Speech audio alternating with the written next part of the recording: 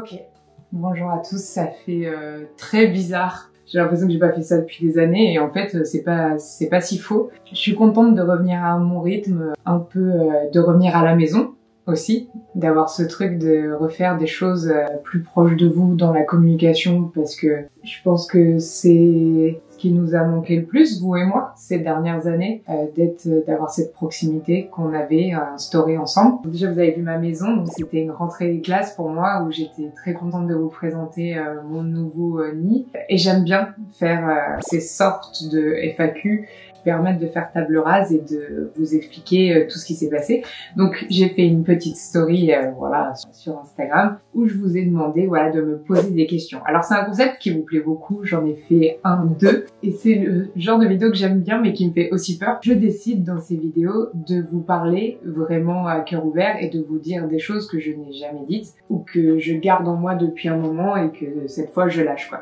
Donc c'est le vrai programme vérité. This is me going back dans un nouveau fauteuil bleu. Finalement, c'est toujours un fauteuil bleu. C'est juste un bleu plus foncé, plus mature, peut-être. C'est plus un siège de princesse non plus. C'est un siège confort, plus cosy, qui nous ressemble un peu plus maintenant.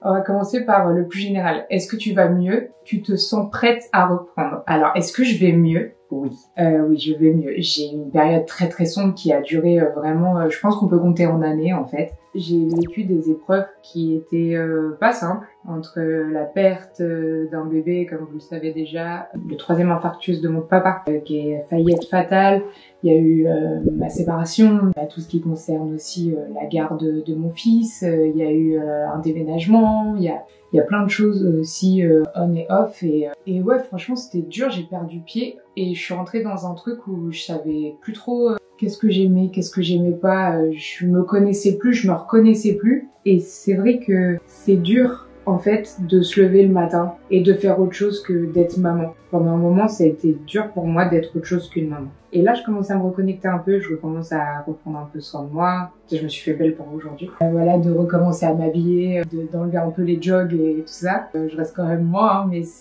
je sens que je me reconnecte. Je sens enfin que je redeviens Amy. Et ça fait longtemps que j'avais pas vu ça là. Salut, est-ce que tu vas refaire des courts ou longs métrages comme à l'époque? Effectivement, c'est ce sur quoi je travaille. J'ai changé d'équipe aussi de management autour de moi. Arrête de lui lécher la tronche, il aime pas. Le consentement, on en a parlé combien de fois? Ah oui, pour ceux qui n'ont pas suivi, du coup, voici Bonnie, qui est ma chienne, qui a 1 an et demi maintenant, qui est une américaine bully, aux yeux bleus.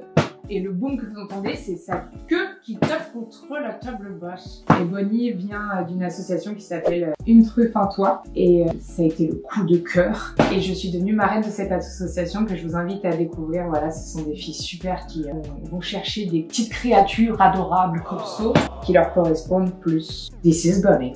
Et elle est aussi goofy qu'elle en a l'air. Donc est-ce que tu vas refaire des courts et des longs métrages? J'adorerais, pour être complètement transparente, j'ai écrit un court-métrage là. En fait, je pourrais me mettre à tourner demain si j'avais l'argent pour le faire. Là, c'est vraiment qu'une question économique qui est le nerf de la guerre de la fiction. On a des projets. J'ai écrit un court-métrage qui s'appelle La Peau. Et c'est un retour à mes premiers amours qui est la science-fiction, un peu à la Black Mirror, comme on disait à l'époque. Et dans un futur dystopique avec une histoire d'amour, des filtres, des faux semblants, des technologies, bref, tout ce que je veux. Donc voilà. Et ça me permet d'enchaîner directement sur une question que j'ai, mais genre à peu près, au moins, sans déconner, au moins 4 fois par semaine en DM. Est-ce qu'il y aura un Suderis 3? J'ai envie de vous répondre oui. Et encore une fois, ça rejoint la question juste avant, c'est une question d'argent. Je peux pas le faire à l'instant T. Faudrait lancer soit un financement participatif, mais je suis pas très à l'aise du tout avec ce concept, soit trouver encore une fois des partenaires, des marques, des financements qui nous accompagnent et qui rendent possible le projet. Mais voilà, La Peau et Suderis sont dans le pipe, on attend les sous pour pouvoir le faire. C'est pas du tout glam, mais c'est des questions indiscrètes, donc c'est la réponse honnête et pas de faux semblants ici. Voilà, faut des sous. Quel a été ton plus gros soutien lors de tes moments de déprime? J'ai la chance quand même d'être entourée par des gens qui sont là depuis très longtemps. Alors ma meilleure amie, je la connais depuis que j'ai 2 ans. Christelle, ma deuxième amie d'enfance, je la connais depuis que j'ai 10 ans. Enfin, j'ai Erwan, j'ai Charlène, j'ai plein d'amis comme ça qui sont vraiment et qui me suivent à travers le temps comme ça et que j'aime trop et qui sont de vrais soutiens. J'ai envie de dire les plus gros soutiens, c'est mon père et mon fils. Alors mon fils, dans la mesure où sa présence me suffit à relâcher la pression. Quand mon fils est là, mon état d'esprit change en plus rien ne compte à part sa protection, à part son bien-être, et du coup c'est vrai que tout le reste semble un peu moins problématique. Et mon papa, puisque mon père, c'est vraiment quelqu'un qui est là tout le temps, qui fait partie de mon quotidien, avec qui j'ai des contacts quotidiennement. On est très proches. Voilà, mon père, c'est vraiment mon allié, mon pilier. Et encore aujourd'hui, à 34 ans, j'ai énormément besoin de mon papa. Et je suis trop contente parce qu'il est là. Et c'est toujours un peu flippant parce que je sais que son cœur, c'est compliqué. J'ai peur parce que j'ai pas beaucoup de gens en termes de famille. Donc je m'accroche à lui comme une moule à son rocher. Est-ce qu'il y a des courts-métrages que t'as fait que t'apprécies moins? Je crois pas. En vrai, il y a des trucs que je suis moins fière que d'autres. Il y a des projets de fiction qui sont moins intenses ou moins profonds pour moi. Par exemple, Sextape, c'est pas un court-métrage que je garde vachement dans mon cœur ou quoi. Ça a été sympa à faire. C'était rigolo, ça a changé, c'était plus léger. Parce qu'en fait, j'ai mis vraiment une partie de moi dans chacun des films et du coup, ils représentent vachement un souvenir ou une partie, donc je suis trop contente. Qu'est-ce que t'aimerais que ta communauté sache sur toi? Je suis partie en Islande pour documenter quelque chose dont je n'ai jamais parlé. Et ça a été super dur parce que j'ai mis 20 ans à accepter un diagnostic. Je suis contente aujourd'hui parce que la honte est passée, l'acceptation est là, j'arrive même à en être fière.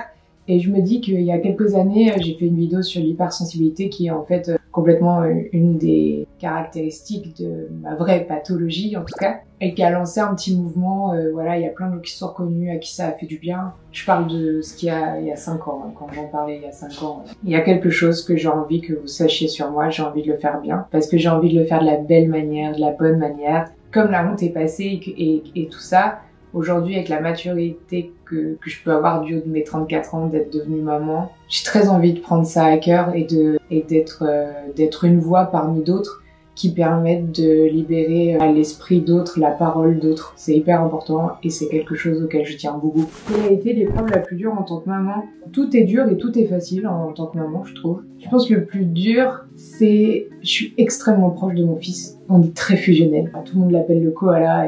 On est toujours on est collés. Et c'est très dur pour lui, les séparations. Du coup, je crois que c'est ça le plus dur un peu. C'est d'avoir provoqué finalement peut-être ce surattachement et aujourd'hui de voir qu'il souffre à chaque fois que je suis pas là. Et ça, il y a beaucoup de culpabilité de ma part. C'est dur. C'est d'avoir voulu mettre énormément d'amour dans un petit corps et en fait d'en avoir tellement mis que peut-être que finalement c'était trop. Que dirais-tu à la toi d'il y a 5 ans? Je lui dirais prépare-toi meuf, ça va déménager là. Dans tous les sens du terme, j'aimerais lui dire qu'elle essaye de garder un peu sa force intérieure, qu'elle soit plus combative pour les années qui arrivent. Je suis vraiment une guerrière, normalement je suis vraiment une warrior. Mais ces dernières années, j'ai eu peur de tout. Et franchement, je me suis trouvée faible, un peu ridicule. Je me suis trouvée vraiment nulle, quoi. Salut Amy, pourquoi as-tu supprimé toutes tes vidéos face caméra? Elles étaient cœur. Pendant un moment, en fait, j'ai voulu vraiment me consacrer à la fiction au cinéma parce que je passe énormément de casting en off. Parce que YouTube, j'y arrivais plus, et puis je consomme plus non plus, je sais plus ce qui se fait, je sais pas qui est stylé, qui l'est pas, qui s'est embrouillé avec qui, puis je m'en tape un peu le cul, mais c'était un truc auquel je me sentais plus à l'aise à être affiliée. Donc j'ai laissé que les fictions parce que pour le coup, c'était ce qui me définissait le mieux et les projets dont j'étais le plus fière. Et puis dans ma façon de me reconstruire et ma mise à jour, en tout cas de moi. Je me suis dit, mais en fait non, ça c'était trop cool, ça c'est un trop bon souvenir, remets-le. Et petit à petit, et je les ai remises, et donc là, si vous allez sur la chaîne, vous allez voir, les vidéos sont revenues. Et puis pour être honnête, c'est vrai que j'arrivais plus à me voir. En fait, je me supportais seulement quand je devais jouer un personnage. Ce qui en dit long sur mon état d'esprit à l'époque. Et du coup, me voilà.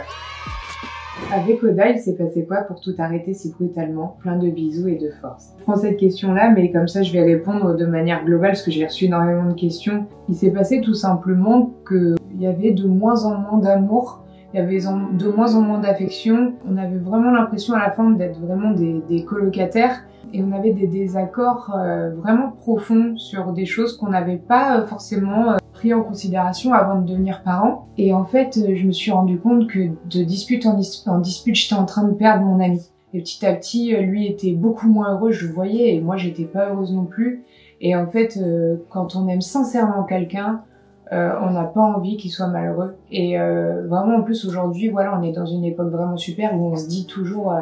moi, je vois vachement ce discours sur Internet de dire ouais, les gens, ils se battent plus pour rien, ils se séparent pour un oui, pour un non. Moi, ce que je vois, c'est que pendant des siècles, les gens se sont retrouvés obligés de vivre une vie qu'ils voulaient plus. Et aujourd'hui, on n'a plus cette obligation. Et on peut faire les choses bien. Aujourd'hui, on peut s'aimer pendant un temps, s'aimer du fond de notre cœur, du plus profond de notre être. Et puis petit à petit se rendre compte qu'on évolue aussi, que les gens changent, évoluent et que ça matche plus trop. Et ce serait tellement triste de se dire que parce que il faut faire comme ça, on commence à faire semblant de vivre.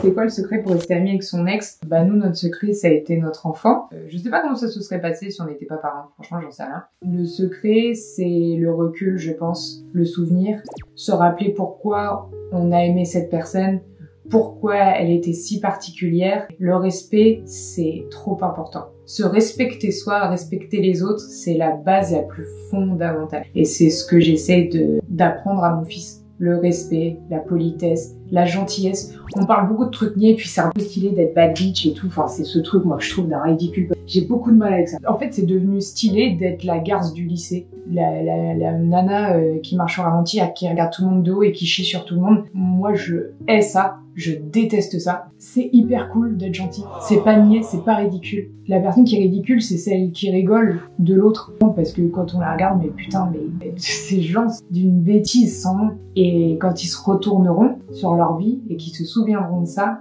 ils se sentiront mal. C'est tellement important de se regarder dans le miroir. C'est tellement important de se sentir bien, de se sentir soi et de rentrer chez soi sans anxiété en se disant oh là là, attends, c'est quelque chose de la culpabilité, c'est un truc que j'ai pas du tout envie de porter en fait. Donc voilà, je dis pas que je suis parfaite, hein. Ça m'est arrivé plein de fois de dire oh putain, lui il m'a pété les couilles ou quoi. Ce phénomène de mode d'être stylé en bad bitch, ça pour moi c'est le cancer. Horrible. Donc le respect. Là je suis partie un peu plus globalement, mais vraiment le respect c'est méga important. Qui est la fameuse célébrité avec qui t'as passé cette journée à Paris? Allez, vas-y, il y a prescription. Ah, ça c'est l'histoire.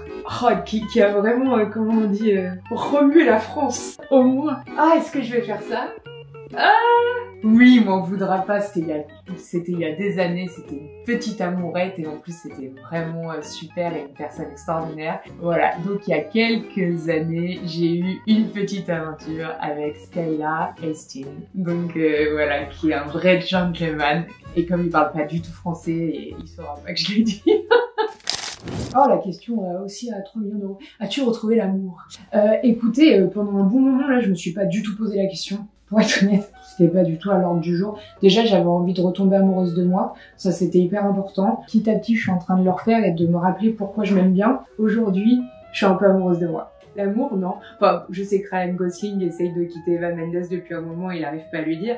Mais je sais qu'il va y arriver un moment. La porte est ouverte. Voilà.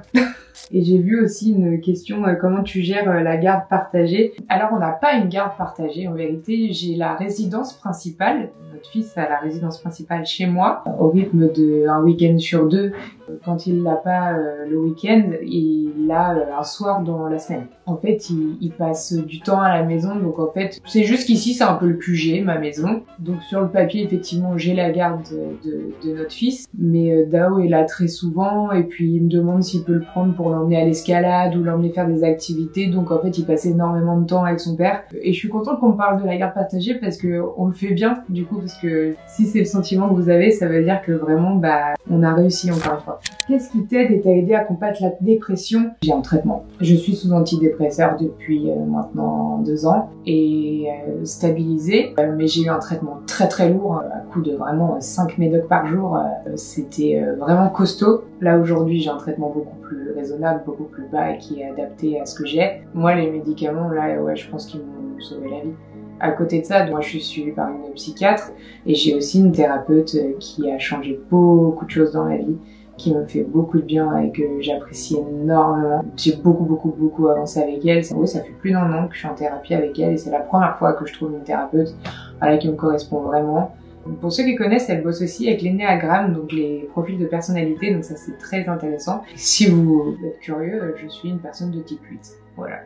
Je vous laisse chercher maintenant. Y aura-t-il un autre livre comme Les histoires extraordinaires d'Amy Elter? Alors ce livre-là, vraiment, je m'attendais pas à ce que ce soit quelque chose qui fonctionne comme ça, dans le sens où les livres de contes, on n'en faisait plus. Mais moi j'adore prendre un truc qui se fait plus du tout, qui est complètement has-been et d'en faire un truc.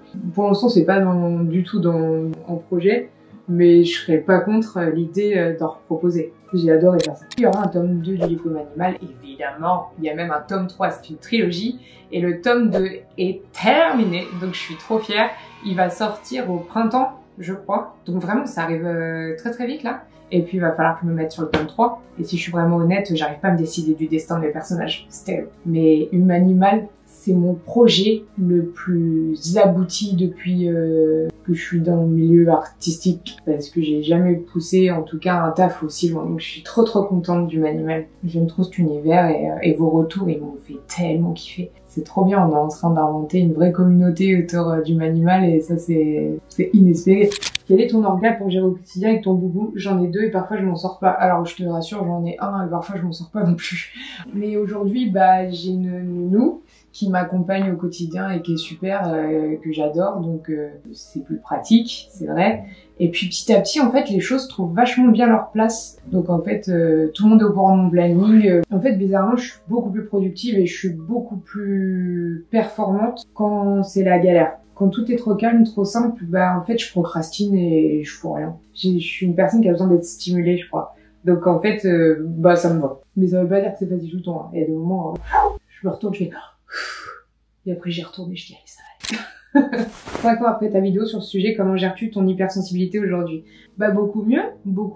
Depuis que j'ai arrêté de dire que je ne suis qu'hypersensible. Un petit mot par rapport à ça. Quand il y a 5 ans, je parle d'hypersensibilité. Je parle vraiment de ça pour connecter avec les gens et pour que les gens qui se sentent seuls ou incompris, justement, créer une sorte de communauté un peu cool là-dessus. Et je sais pas ce qui s'est passé entre temps. J'ai eu l'impression qu'il y a une sorte de phénomène de mode avec.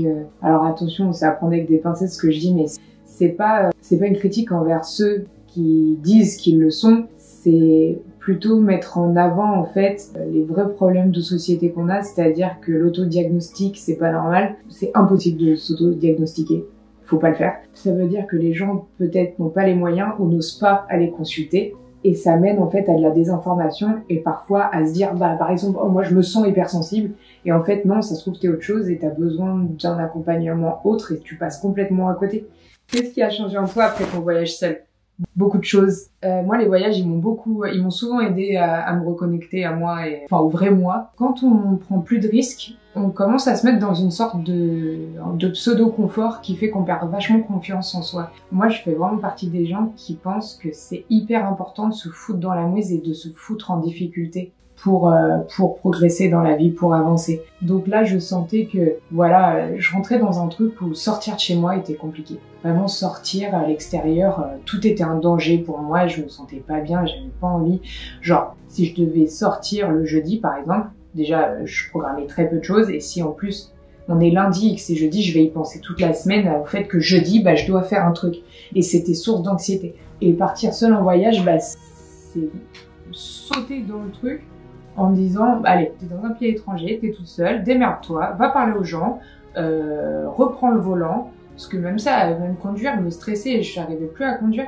Parce que au départ, quand j'avais un traitement très lourd, c'était déconseillé, donc forcément, j'avais peur et tout ça. Bon bref. En plus, dans une langue étrangère. Donc c'est bien. Et en une semaine, c'est un apprentissage d'1 an de thérapie parce que tu reviens, t'as repris confiance en toi, tu t'es redevenu débrouillarde et t'emmerdes le monde. J'adore emmerder le monde. Que s'est-il passé avec ton fils et la crèche? Ouais, donc j'en ai pas parlé plus que ça. Alors, en fait, ce qui s'est passé, c'est qu'un soir, j'ai vu des bleus sur les pieds de mon fils. Faut savoir qu'à la crèche, ils sont pieds nus. J'allais le mettre au bain et je lui ai demandé, qu'est-ce que t'as sur le pied? Et spontanément, Il m'a répondu, il m'a dit c'est le prénom d'une des encadrantes de la crèche. J'ai pas posé plus de questions, j'avais pas envie de le perturber. Et comme ils sont pieds nus, je me suis dit peut-être qu'elle a reculé et qu'elle a marché sur ses pieds. J'ai quand même noté la date, j'ai noté ce que mon fils m'avait dit et j'ai appelé son père pour lui dire écoute, soyons juste vigilants, voilà ce qu'il m'a dit ce soir, garde les yeux ouverts, on surveille quoi. Et il faut savoir que mon fils avait énormément de mal à aller à la crèche. Alors vraiment, on était obligé de rester vraiment une demi-heure à 1 heure avec lui chaque matin parce que la séparation était trop dure, il voulait pas du tout y aller. Et ces derniers temps, c'était encore pire, c'est-à-dire que vraiment, il se mettait dans son lit, il mettait sa couette sur sa tête et il disait non, je veux pas y aller, je veux pas y aller. Donc moi, vu que j'ai vachement souffert de sa petite, je forçais pas le truc. Et puis vient le week-end de son papa, donc Dao l'emmène, et un soir Dao m'appelle, et il me dit ouais il est tombé chez toi et tout. Il me dit il a une petite plaie sur le front. Je dis bah non ça me dit rien. Je dis bah demande-lui tout simplement, sans l'inquiéter, mais dis-lui bon alors que ce là, enfin un truc, faut jamais rentrer dans ce truc de qu'est-ce qui se passe parce que l'enfant va paniquer, donc c'est très important de parler avec du sourire, de calmement. Et là alors mon fils a dit à son père c'est truc qui m'a tapé. Donc son père, ce qu'il faut savoir et ce qui est très important dans cette histoire, c'est qu'on n'a jamais posé de questions dirigées. On n'a pas dit est-ce que c'est machin qui t'a fait quelque chose, est-ce que quelqu'un t'a tapé, est-ce que tu es tombé. On n'a rien dit. On a posé la question bah c'est quoi ça, qu'est-ce que t'as là. C'était très important de pas le diriger justement pour être sûr de ses propos. Et j'insiste vachement là-dessus parce que c'est pour ça que je suis en bloc derrière mon fils et que vraiment là je vais me battre jusqu'au bout. Et il a dit ces trucs qui m'a tapé. Alors là son père me rappelle, il me dit ça. J'ai vraiment une notion de choc. J'ai dit à son père appelle la directrice de la crèche et pose-lui la question. Et en fait moi j'ai eu un contre-coup vachement bizarre. Moi que je suis plutôt rentre dedans en général, là ça m'a complètement abattue en fait. J'étais vraiment, ça m'a... On a une réunion avec la crèche le lundi, avec la directrice de la crèche et les représentants, parce que c'est des crèches Montessori, blablabla, à 6 000 balles le mois là, mais... Et la réunion, vraiment c'était hallucinant parce que elles ont passé leur temps à dire qu'elles avaient fait une enquête interne, c'est-à-dire aller voir la nana et lui dire « Est-ce que t'as tapé le petit ?» Non. Ok, merci. Donc je les écoutais et je pleurais beaucoup parce que j'étais vachement peinée, vachement affectée. Vraiment ça a été 1 heure de... Vous savez, Madame Le Tertre, si vraiment j'avais des doutes sur mes collègues, je n'endormirais pas la nuit, blablabla. Bla. Donc en fait, à aucun moment, ils ont pris en compte la parole de mon fils. Ils n'ont pas arrêté de dire que l'enfant dit beaucoup le mot taper, voilà, c'est un mot commun chez les enfants. Il a mimé des gestes, il a dit des choses. Moi j'ai enregistré une conversation où mon fils parle, c'est à se retourner le bide. Donc mon fils n'a jamais changé de version. Il n'a jamais été dirigé dans ses réponses. Et on a eu cette réunion où vraiment on est face à des personnes qui disent que leur façon de travailler est extraordinaire et que vraiment elles comprennent pas, quoi. C'était horrible. Bah, on a pris la décision immédiatement de le retirer de cette crèche. Moi, j'en ai un peu parlé sur les réseaux et je pense qu'ils ont dû le voir parce qu'après, j'ai une directrice régionale au téléphone et qui m'explique que ils isolent pas la personne ou ils posent pas des questions aux autres parents s'il y a qu'un seul cas. Donc je lui ai gentiment dit, vous attendez qu'il y ait combien de gamins qui se fassent taper dessus pour réagir. Mon fils lui a gardé sa version. On lui en a pas reparlé, en fait c'est lui qui nous en parle spontanément, donc c'est quelque chose qui l'a marqué quand même. Et on a eu le compte rendu de l'enquête où j'ai halluciné. Moi j'ai failli bondir. Et Dao m'a dit de fermer ma gueule parce que là pour le coup j'allais vraiment les démarrer. Ils ont dit que la salariée était choquée et se sentait très mal, donc l'enquête a conclu à aucune suspicion de maltraitance et en plus de ça ils lui ont mis un psychologue à disposition à cette femme parce qu'elle est sous le choc. Quand j'ai lu ça, j'ai cru que j'allais péter les plombs. Donc vraiment on est en 2025. On parle de Montessori ou alors en plus eux qui te donnent des leçons au matin en disant oui alors comment vous gérez le quotidien à la maison et tout. Ferme ta gueule. Mon fils me dit que vous avez des gestes d'exaspération sur des enfants, que ce soit de les pousser par terre ou des trucs comme ça, et vous osez me poser des questions? Non mais, ok. Donc ce qui s'est passé, c'est que nous avons pris la décision de porter plainte. Une plainte a été déposée, qui a été prise très au sérieux. Il y a la brigade des mineurs qui s'en occupe, qui est dessus aussi. Donc j'espère qu'ils vont payer cher et que vraiment, que là ils vont faire très attention, qu'ils vont prendre soin des enfants qui sont toujours là-bas. Et je vous tiendrai au courant des suites. Qu'est-ce qui va être fait, quelle prévention, parce que en fait, on leur confie nos vies. Nos enfants sont nos vies. Quand nos vies reviennent avec des traces sur le corps en disant que des adultes les ont frappés, c'est indescriptible la rage qui vous anime. Indescriptible. Une petite dernière. Est-ce que tu es encore ami en contact avec des gens de Maison Grise?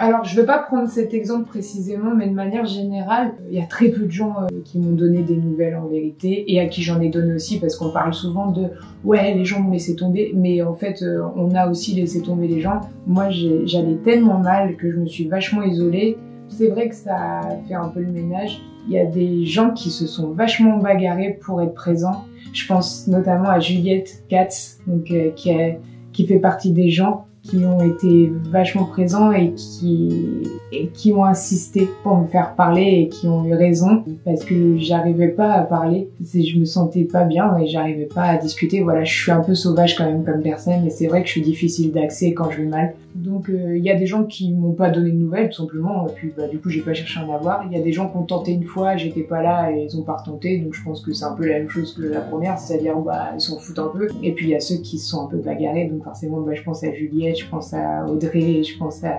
Charlène, enfin... Et c'est vrai qu'il y a plein de gens avec qui je faisais énormément de contenu. Alors pour être honnête, on faisait beaucoup de contenu, ça voulait pas dire qu'on passait du temps dans la vie privée. Ça aussi, c'est un truc que j'aime beaucoup dire, c'est que les amitiés que vous voyez à travers l'écran sont pas forcément les amitiés de la vie, vraiment. Et tu le sens bien, puisque quand d'un coup t'es plus là, ils sont plus là. Donc voilà, j'ai pas eu en tout cas de clash avec qui que ce soit. Quand j'ai croisé Pierre et Ben à une soirée, j'étais trop contente de les voir et eux aussi. Donc ça empêche pas le bonheur de voir les gens. Moi, je me suis vachement isolée, donc il y a une partie qui est de ma faute, et puis il y a une autre partie où je pense que ces gens tenaient pas tant que ça à moi non plus. Penses-tu que depuis ta grossesse, t'as eu du mal à redécouvrir qui tu es? Voilà, c'est un peu pour conclure un peu cette vidéo.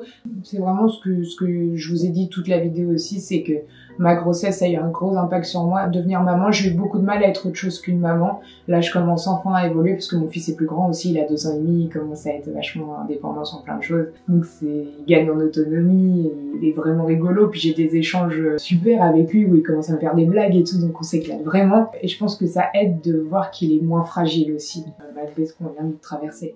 Mais je pense que c'est normal en fait, autant le bébé grandit que la maman grandit aussi, et ensemble on a besoin d'apprendre qu'on est 2 personnes à part entière. Moi j'ai été sa maison pendant plus de 9 mois en vrai, et il a été la mienne aussi, et il l'est toujours, et on sera toujours la maison l'un de l'autre, ça c'est certain. Moi du coup qui est pas du tout de figure maternelle, ça m'amuse un peu d'entendre souvent cette phrase il n'y a pas de mode d'emploi pour être parent, tu verras quand tu seras mère, tout ça.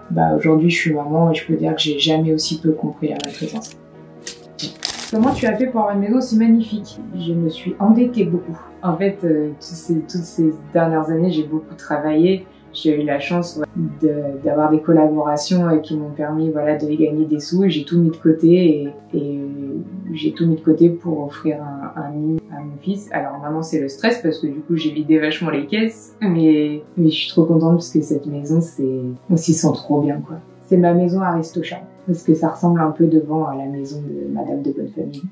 Donc c'est ma maison Aristocha. Voilà, écoutez, je pouvais pas être plus transparente que ça aujourd'hui, et j'ai jamais été autant, mais j'espère que je vais me sentir bien après le montage de cette vidéo. Je vous remercie beaucoup en tout cas, parce que même si j'étais moins présente, vous savez, on a des statistiques sur nos comptes, nos réseaux sociaux, et ce qui est fou, c'est que les personnes abonnées depuis longtemps restent. C'est un truc qui est fou, c'est que vraiment la communauté qu'on a construit au fil des années est restée. J'ai pas gagné énormément de nouvelles personnes, mais les personnes qui me suivent depuis longtemps sont restées. Et vraiment, je pourrais vous montrer dans les stats, il y a marqué quoi. Alors, vos abonnés, c'est vos abonnés, genre à 85% qui suivent votre contenu, c'est extraordinaire. C'est sûrement vous qui êtes en train de regarder cette vidéo, donc je voulais vous remercier parce que c'est un métier flippant où on disparaît aussi vite qu'on apparaît. Et si je suis encore là, c'est parce que vous me permettez de l'être. Donc voilà, je vous devais de revenir en faisant table rase de tout. Maintenant, on peut redémarrer sur de bonnes bases. Voilà, je suis très contente de vous retrouver. J'espère vraiment ne pas vous décevoir et vous proposer du contenu qui vous plaise. Et il y a une mouche qui vient de rentrer, je déteste. J'aime tout le monde, mais alors les mouches, je peux pas y blaguer. Ouais, je vous dis à très très vite. Je vous embrasse parce que j'ai d'autres vidéos à tourner, figurez-vous. Eh ouais, on est déjà en train de préparer la semaine d'après. Ciao.